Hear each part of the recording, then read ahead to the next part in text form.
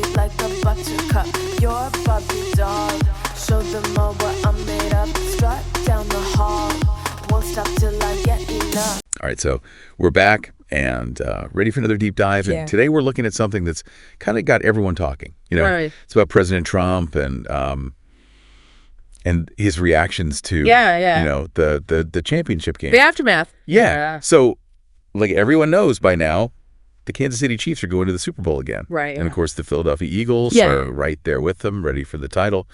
But what's really interesting is how the former president, how he decided to, comment on or not comment on the results of the games. Well, I think what's really fascinating is how he's once again sort of leveraging this huge sporting event to connect with a particular audience. Yeah.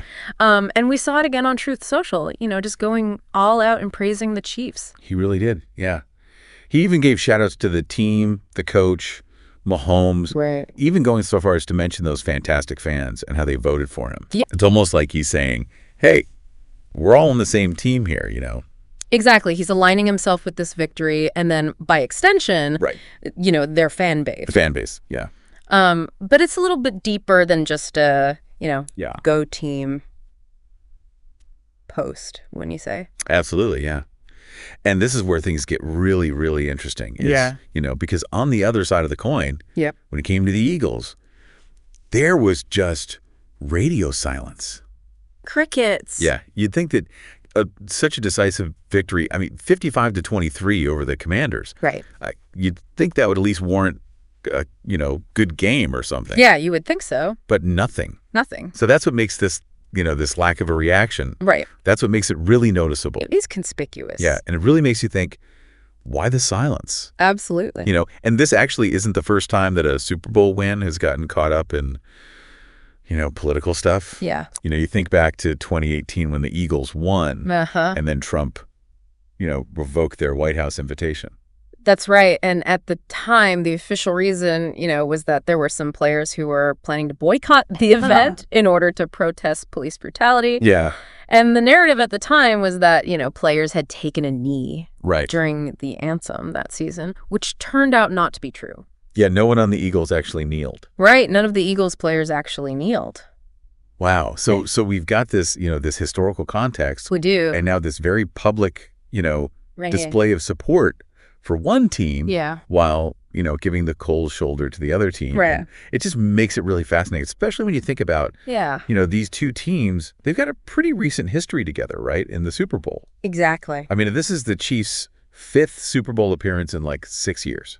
It is. Yeah. They're going for like, a three-peat here. It's remarkable. Yeah, and then for the Eagles, this is their 2nd Super Bowl appearance in the same, time frame. Right. And you know what? They even faced off in Super Bowl LVF back in 2023. They did. Remember that? Yes. Yeah, the Chiefs just barely won, 38-35. Just eked it out. Yeah. Right. So, wow. You've got a pre-existing rivalry, Yeah. this controversial past encounter, That's right.